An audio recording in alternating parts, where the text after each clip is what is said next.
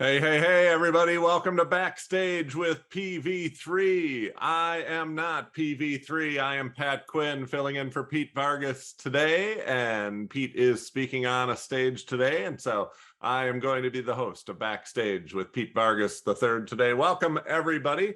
I am excited about today because today I want to take you through some really concrete examples of how stages can grow businesses. I'm going to take you through 3 case studies step by step, and in every one of these case studies, we are going to have the opportunity to learn how stages can be used. And I want to show you a very specific model today that kind of combines the use of OPS, other people's stages, with the use of webinars.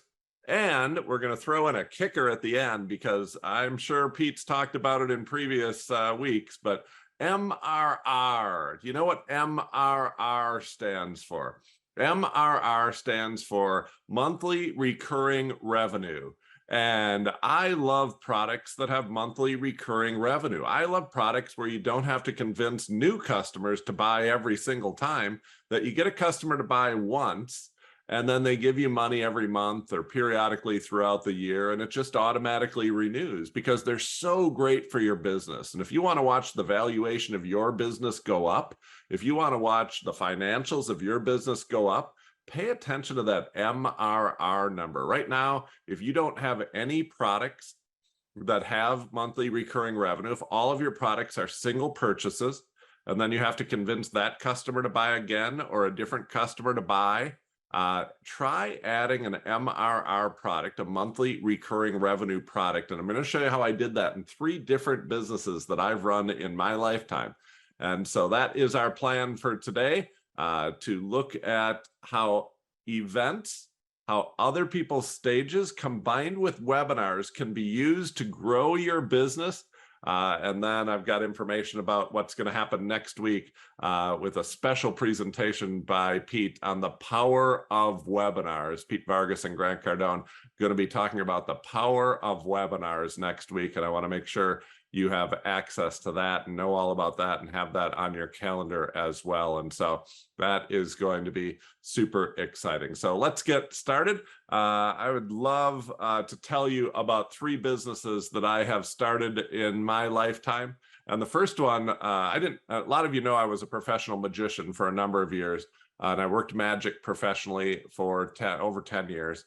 But after that, I decided I needed to get a real job. And so I became a public school teacher. My mom was a public school teacher, and I became a public school teacher. I taught high school math for 12 years. And at the end of that, I really wanted to have a greater influence on education and not just the students who were going to my school. So I started a business where I was training teachers around the country.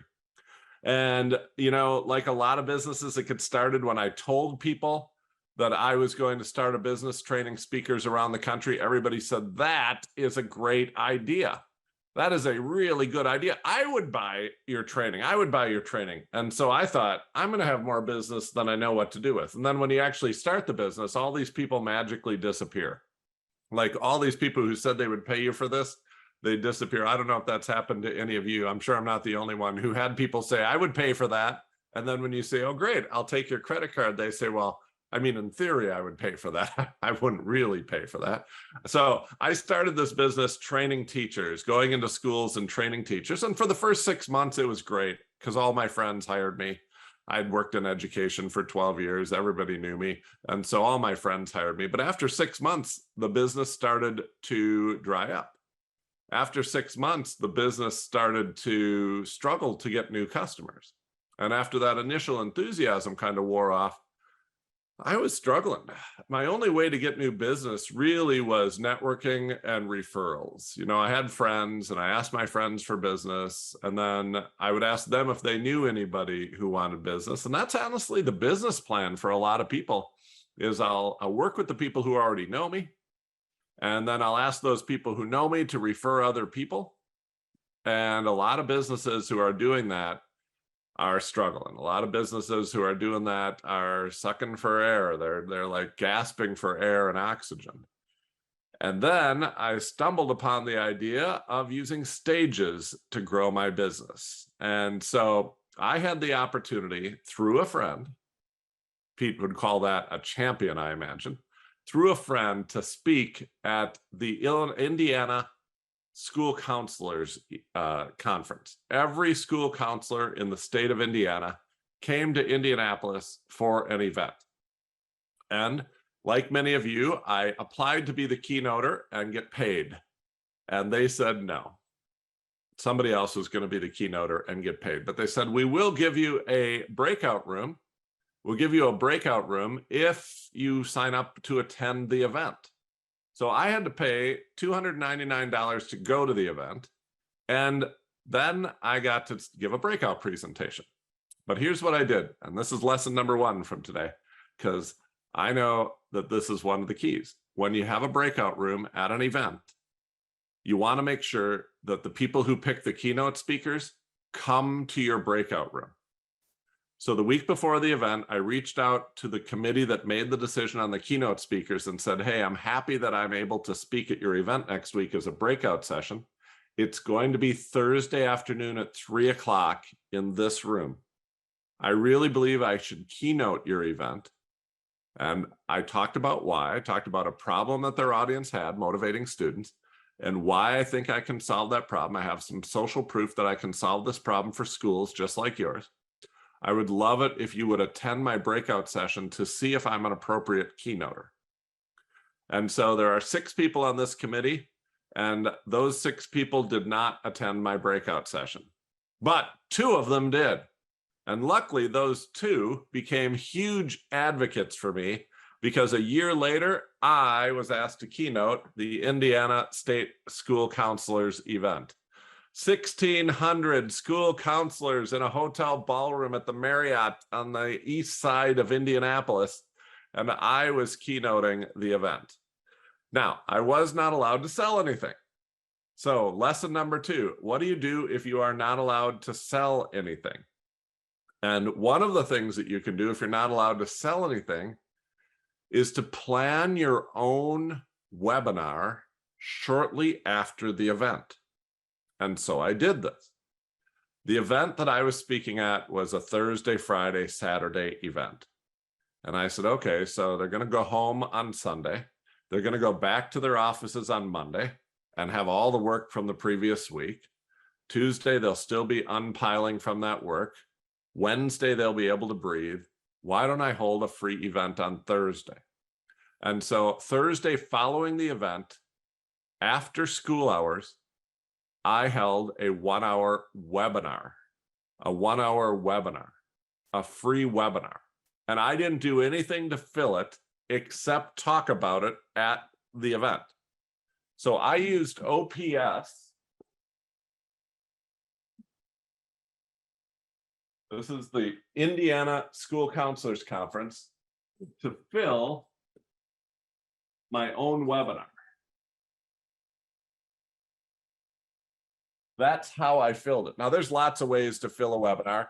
And at the Power of Webinar presentation next week, Pete's going to talk about different ways to fill the webinar for sure. But today, I just want to show you that OPS to your own webinar is one of the simplest ways to do it. Plus, if you get on an OPS, that's other person's stage, someone else's stage, 1,600 people in the room, you know how much I paid for their coffee?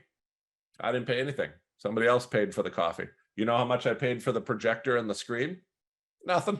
Somebody else paid for that. That's the beauty of OPS. Somebody else paid for all this. And I couldn't make an offer because I wasn't allowed to sell. But what I was allowed to do was to say, hey, if you're interested in this, next Wednesday, I'm holding a free training.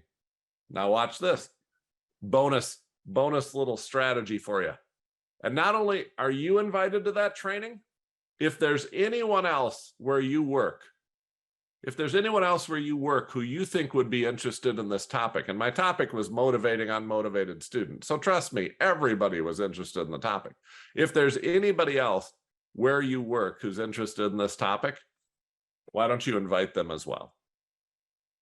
And I had a real simple URL that they could go to register. And I told them to register their friends as well. And because education is such a family business, my mom was a teacher. My aunt was a teacher. I became a teacher. It's so family. It's built into the family. I didn't only say if there's anybody else where you work who would be interested in this, if there's anybody else in your family who would be interested in this as well, because I know you have family members who work in schools that are different than yours, they can come as well. There were 1,600 people at this event. How many people do you think showed up at my webinar? And if you're guessing 1,600, you're wrong. It doesn't work like that. It wasn't even more than 1,600. It was 900 people showed up at my webinar, which wasn't a bad ratio when you think about the fact that they'd already heard me speak for an hour. I invited them to a free event. Now, about half of them had heard me speak at the first event. The other half were different people who got invited just by these people. I didn't do anything else. I didn't buy Facebook ads. I didn't email to a big list. I just invited the 1,600 people at this event and got 900 of them to show up at this event. How much did this event cost me?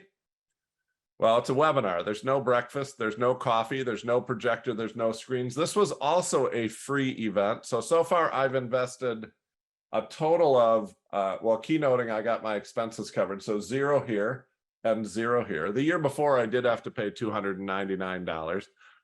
So that's okay. And so now I've got 0 invested here and 0 invested here, but what's the difference here? Here I can sell. Here I can make an offer. And here I made an offer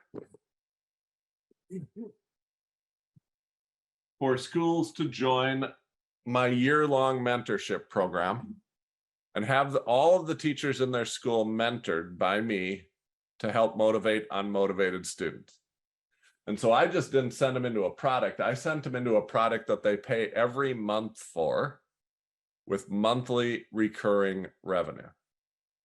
And so this is not the only business model of speaking. This is one idea, one opportunity that you have to use OPSs in conjunction with OWN, your own webinar, and then get some monthly recurring revenue out of that. Could we go from OPS right to here? Yes, if you have the ability to sell. Could we start at the webinar and go right to here? Yes. Could we go from here to a single product? Yes, but that's not what I did. I went OPS to OWN to right here. And out of the 900 people here, just over 100 people signed up for my mentoring program. And my mentoring program was about $500 a month. And so I'm bad at math. That's why I carry a phone. 106 people signed up. Oops, that was 1.6. 106 people signed up at $500 a month. Okay, that's $53,000. That is not a bad day. I made $53,000 that day. But here's the power of MRR. The next month, I didn't have to do this again. The next month, they paid me $53,000 again. And the next month, they paid me $53,000 again. And the next month, they paid me $53,000 again. Now, do some people drop off in a program like this? Yes, every month, 1% or 3% of people drop off, but that's okay. I'm still getting paid every month for people in this program. That's the power of MRR. And so that is one model, one case study for you. If you have questions about these case studies, feel free to type them into the chat if you're joining us on Zoom. I'm also going to take some questions at the end, and so you can pop your Zoom hand up in the air if you have questions. Let me tell you about another business that I have, because I did write a book. I was a teacher for 12 years, and I watched parents struggle for a long time. And so during that process, when I stopped teaching full-time, I also wrote a book on parenting. And I thought this would be a great business because there's so many parents who struggle. I wrote a book on parenting. I thought this would be absolutely awesome. And here's the problem with a book as your only product. Because I used to speak, and I'd go and I'd speak at a church, and there'd be 100 people there, and 20 of them would buy my book. And I would make, $100. And then I'd go speak somewhere else, and I'd go make another $100. The problem when we talk about having products is that I never want you to consider your book as your product. I think of your book as advertising. I think of your book as a trust builder. I think your book as a business card. And you should have products that are more expensive than that, products that cost more than that. And so in the beginning of my parenting business, I didn't think I had a product. I didn't think I had any product. All I had was a book. And then I had a friend ask me, would you be willing to put together a group of people who are struggling with parenting? Would you coach us? And I said, yeah, I would. How long would you want coaching? And he said, I don't know, would you hold 8 sessions? And I said, yeah, I guess I would hold 8 sessions. And then I did that. We got 6 parents who were struggling together. And I held 8 sessions. But you know, the funny thing happened at the end of the 8 sessions, these parents who had been parenting in isolation and had thought they were the only ones in the world who had these problems. And I noticed this with a lot of parents, that we have parents who, like, when their teenage kid says, I hate you, and runs to their room and slams the door, first of all, they're embarrassed. And second of all, they think, I'm the only parent who's ever had a child yell, I hate you, and run to their room and slam the door. Well, we got these 6 parents together in the room for 8 weeks in a row. And the one, I'll never forget the week when that one mom said, my daughter just said, I hate you, right before I left to come here, and ran to her room and slammed the door. And 4 of the other 5 parents in the room all nodded their heads and said, oh yeah, my kid told me they hate me this week too. Like, it was this moment where parents realized, number one, there's nothing to be embarrassed about. Parenting is hard. And number 2, whatever has happened to you as a parent, I can promise you, you're not the first person it's ever happened to. And I'll promise you that there's other parents who figured out something to do in that situation. Doesn't work all the time, but something for you to try. And they try it. So at the end of these 8 weeks, these parents had been in a safe place to talk about this stuff. These parents had had community, and they'd had good mentoring and teaching from me. And at the end of the 8 weeks, what do you think they asked? Can we just keep going? Can we just keep going? And I said, absolutely. Absolutely, we can. It's going to be $100 a month. It's going to be $100 a month. Oh, what's this? MRR. Now, I can't make a good business with just 6 parents, and I can't make a business driving around to different parenting groups. So what I did next was 2 things. I thought I could grow this, and I thought I should move this online. Those are the 2 things that I thought. I thought I can grow this to get more parents in it, and I should move this online. So I moved it online, and we formed an online parenting group that for $100 a month, I go into 3 weeks out of 4. We have a guest speaker on the 4th week, and they have community, they have a safe place, and they get great teaching. And it's $100 a month. Now, when I first started doing this, I thought I should speak at the largest parenting conference in the country. That's what I should do. I should speak at the largest parenting conference in the country. And I applied to do that. And I didn't get in. That's the way it works sometimes. I used all the tricks in the book. I used everything, all my OPS Jedi knowledge that Pete Vargas teaches me, and I just didn't get accepted. It doesn't always work. But here's a piece of advice that I would offer to everyone, and it doesn't really matter what type of stage that you have. Going after the biggest one is hard. Going after the ones right below that, and even the ones below that, is much, much easier. I think there's a rental car company. I think Avis is number 2, right? Avis is number 2. And their motto is, we try harder. And the podcasting equivalent of that, or the stage equivalent of that, should be, we're number 3 or we're number 30. We take everybody. Like, we're easier to get on. And so instead of going after the biggest parenting stage in the world, I said, why don't I go after small parenting stages? And I found a group called Mothers of Preschoolers. Mothers of Preschoolers is an international organization that has small groups of Christian moms meeting in every community in the world. And so within a 30-minute drive of my house, there were 19 different MOPS groups meeting. I live in Milwaukee, Wisconsin. I don't like live in New York City or LA. I live in Milwaukee, Wisconsin, and within a 30-minute drive of my house, there were 19 different MOPS groups meeting once a week in my area. So I drafted a little letter. I didn't have all their contact information. I just had the churches that they met at. So I sent it hard mail through the mail in an envelope addressed to MOPS group leader because I didn't know who their group leaders were.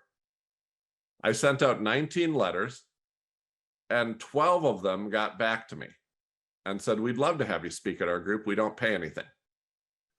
Now, here's a point that I want to make because I think a lot of people miss it, and it's ego. I think a lot of people miss the idea that speaking for free is okay. There's a little bit of ego that says, I should get paid a speaking fee because I'm really good at this. And I could lose an awful lot of speaking events over a $500 speaking fee. If I'd say I charge $500 to speak, I could lose so many opportunities to speak. And I know people who have higher speaking fees. I know one guy, my buddy Ron, has a $3,000 speaking fee. And he had somebody come and ask him to speak to 1,000 people. And he said, I'll do that. It's $3,000. And the person said, we only have $2,500 in our budget. And Ron said no. Pulling my hair out here. Like, he lost an opportunity to speak to 1,000 people for $500. Those 1,000 people, think of what that could have generated for him. It is very common for me to be the lowest paid speaker at an event. I spoke at an event a couple of years ago. Peyton Manning spoke right in front of me, and Wayne Brady spoke right after me. The comedian from, like, Whose Line Is It Anyway? Oh, I think he's on The Price Is Right too, or Let's Make a Deal, one of those shows. So I had Peyton Manning in front of me, Super Bowl champion, and I got Wayne Brady right after me. I can assure you I was the lowest paid speaker on the stage. Trust me. I think Peyton Manning got $100,000. I think Wayne Brady charges around $25,000. I tried to hire him for an event once, and it was $25,000. I spoke for free. Who made the most money that day? And I'll tell you, it wasn't close. And I'll tell you, it wasn't Peyton Manning. Because they were thinking of upfront speaking fee, and I was thinking this is a room full of customers. And so 12 of these MOPS groups asked me to come speak at their event. And I couldn't sell anything. That's one of the rules about MOPS groups, is I couldn't sell anything. So what I did is I put them all in October. And I was really busy that October. I went to 12 different churches on 12 different days in October, and I couldn't sell anything. So what do you think I did? I held a webinar on November 1st. And at all 12 of the OPSs that I was on, I said, hey, if you loved what I said here today, I'm holding a free training on November 1st. Now follow my playbook. What did I say right after that? What I said right after that was, have your husbands come too, because this isn't just for moms. And they were like, because every one of them, when I presented, were like, oh, I wish my husband would have been here. I wish my husband would have been here. I'm like, have your husband come on November 1st too. And I said, I know you're not the only one that you know who's struggling with some of this stuff. Like this is mothers of preschoolers. They're struggling with bedtime. They're struggling with table manners. They're struggling with following directions, sibling rivalry, sharing, and they're tired of stepping on Legos with bare feet in the middle of the night. And if you've ever stepped on a Lego, you know what I'm talking about. It hurts. Okay. And I said, I know you're not the only one struggling with this. Why don't you come on November 1st? And why don't you bring 2 friends with you? As a matter of fact, I'll have a free gift for you on November 1st if you bring 2 friends with you. I'll just have you drop in the chat what your 2 friends' names are, and I'll have a free gift for you that night. Well, the 12 groups averaged 30 moms at each group. So I spoke to a total of 360 people all together. How many people do you think showed up on November 1st? And if you're guessing 360, you're wrong. It doesn't work that way. It was actually 400 people showed up because they brought their husbands. Now, those don't really count as 2 people because they're only one buying unit. They're only going to buy into my parenting group, which costs $100 a month. Only one of them can buy. So I would guess I had about 200, maybe 250 separate families in that group if you take the spouses out. And so I have between 200 and 250 people on this webinar. And I can't sell here, but I own this event. Now let's add up our costs. This is at a time when gas is pretty expensive. So I did have to drive to these 12 events. I had a little cost. I didn't get paid, but my only cost was gas. And then here, I had no cost because it was a webinar. I did give away some copies of my book. Remember, I have a book.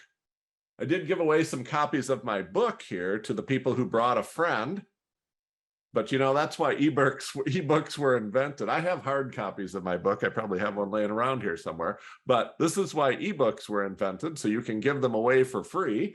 So I sent those people ebooks. I still had no cost here. And of the 250 people who signed up for my parenting, how many do you think signed up for my parenting group? And it wasn't 250. I don't want you to think that that happens, because it doesn't. It was actually 30 people. 30 people signed up. Now, I'm bad at math, but 30 people paid $97 to be into my parenting group. That's $2,910 this month. But it's $2,910 next month, and it's $2,910 the following month, and the following month, and the following month. And so that's the power of monthly recurrent. That's one webinar. I didn't do anything to fill it except speak on these OPSs. So I think you're starting to see a pattern here. And now that I have this group with monthly recurring revenue, I can go on other stages. So the next thing I thought is I want to go on a podcast. And so see if you've learned the lessons of today's episode. The #1 parenting podcast in the country gets about 10,000 parents to download it every single episode. Did I apply to go onto that podcast? Well, I did, but I got turned down. The real lesson is that when you search for parenting podcasts and you rank them in order from biggest to smallest, just ignore the top 5. You're probably not going to get on them. And start at number 10, start at number 50, start at number 100. And here's what I noticed about parenting podcasts, because there's a lot of them. In parenting podcasts, if you go down to number 51, it gets 150 downloads every episode, not 10,000. The #1 one gets 10,000 downloads every month or every episode. Number 51 gets 150 downloads every episode. 150 downloads. Now, here's the difference between these two podcasts: 10,000 listeners, 150 listeners. But here's the difference between these two podcasts. This one has about 1,000 people every month emailing them saying, "Can I be on your podcast? Can I be on your podcast? Can I be on your podcast?" They don't even read them. They just delete them. This one doesn't get anybody emailing them saying, "Can I be on your podcast?" I emailed number 51 on a Tuesday afternoon at 1 o'clock, and they got back to me at 1:07. And you know what they said in their email? "Can you record this afternoon?" I emailed them at 1 o'clock, because I don't know if you've ever started a podcast. Like, those of you who've started a podcast know that when you're dreaming of starting a podcast, you think, I can talk about this forever. I could talk about my topic forever. I could talk and talk and talk and talk and talk and talk and talk. I could talk forever. So you start a podcast. And your first episode is 60 minutes long, and you talk nonstop, and it's perfect. And your second episode, it's 60 minutes long, and you talk nonstop. Well, not nonstop, but you talk for 55 minutes, and then you kind of run out of things to say. But that's okay. Every episode doesn't have to be 60 minutes. And your third episode, you talk for 30 minutes, and now you're totally out of stuff to say. But that's okay. Every episode doesn't have to be 60 minutes. There could be some that are 30 minutes. So let's just have a shorter episode. And now you're completely out of stuff to talk about. So you have an idea. I should have a guest on my podcast. And so you invite the one person that you know that would be a good guest on your podcast. And episode 4 is amazing. Episode 4 is great. You have a guest on your podcast. But episode 5, you don't know anybody else.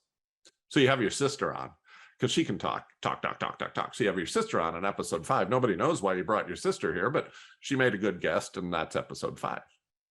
And now episode 6 doesn't come out on time. Episode 6 is like 3 weeks late. You email, now this is why 50% of podcasts do not make it to episode 10. 50% of podcasts end before episode 10.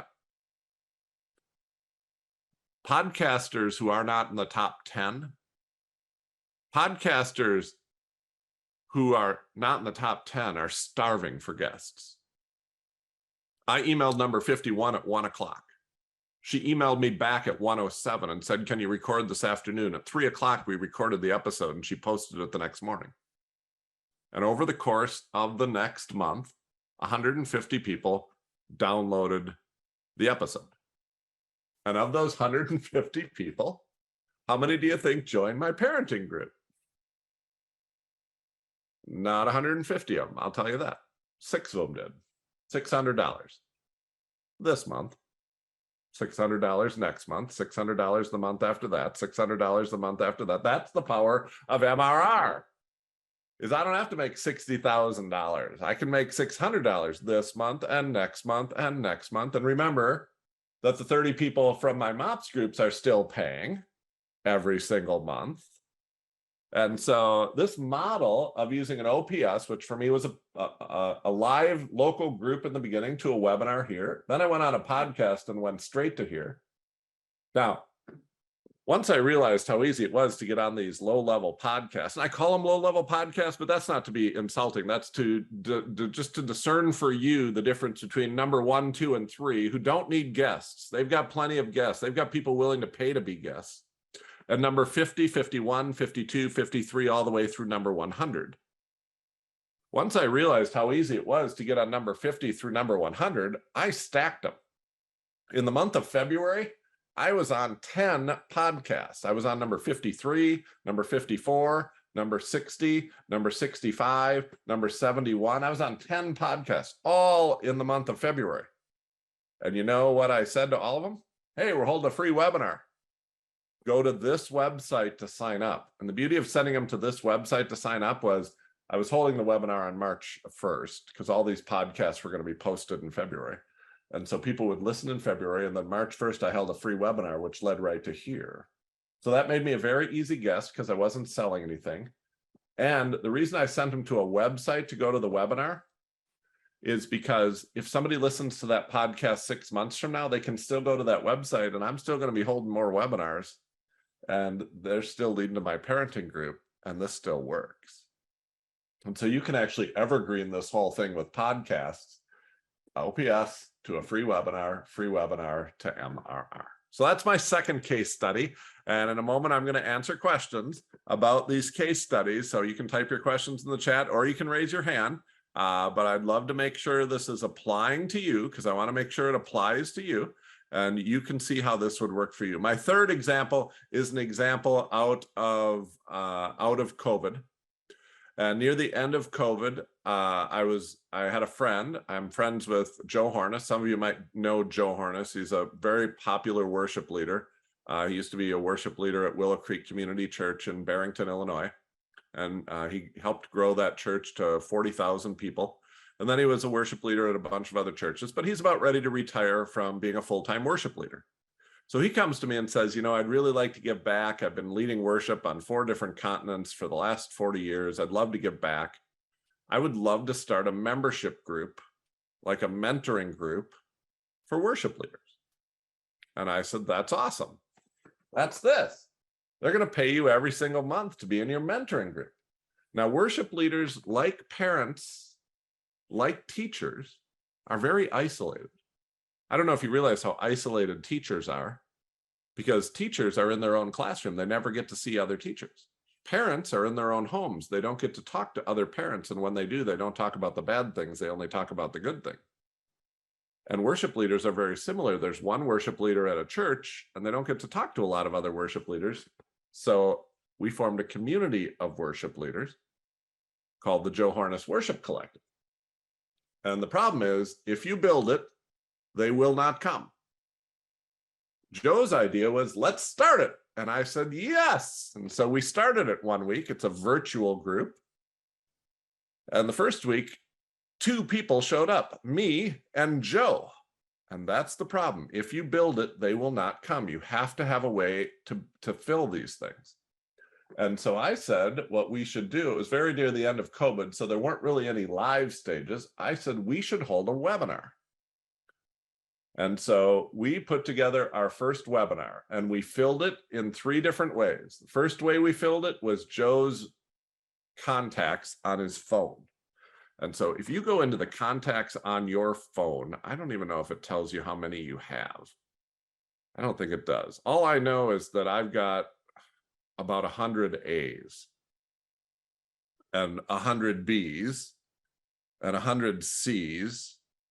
You know I'm bad at math, but that's probably about 2,600 people in my contacts.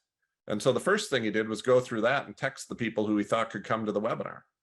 Second thing he did was go to Facebook and go through all of his friends and direct message them about the webinar. And the third thing he did was to go to LinkedIn, and he couldn't remember his LinkedIn login because it had been so long since he'd been in LinkedIn. But when he got there, he had 375 people who connected with him. So he messaged all of them. And at our very first webinar, 50 people showed up, and 5 of them joined the Joe Hornes Worship Collective and started paying every single month for the Joe Hornes Worship Collective. Now, he didn't make a lot of money there. He made less. He made about $1,000, about $992, I think. But that was that month. He made that same $992 the next month, and the next month, and the next month, and the next month. So then we added in OPS, and it was COVID, so we started with podcasts. And we went on some podcasts, which led to a webinar, which led to this. And today, the Joe Hornes Worship Collective has 122 worship leaders. I'm just going to do the math here. 122 worship leaders who each pay $200 a month to be part of it. That's $24,400 this month, $24,400 next month, $2,400 next month, using the exact same method. Now, there are lots of stages now that COVID is gone that Joe can be on. Worship leaders love to gather at conferences, big conferences where worship leaders get together. And he isn't getting asked to keynote a lot of those, but breakout sessions are easy. Breakout sessions are easy. The keynote spot at any event is hard to get. Keynote is hard to get, and they pay. Breakout sessions are easy to get, and they don't pay. And so why not do some breakout sessions? And here's why I love breakout sessions as well. The reason I love breakout sessions is because at a breakout session, the reason I like breakout sessions is because breakout sessions are a self-selected audience. Let's say you're speaking at a conference full of nurses and your topic is stress.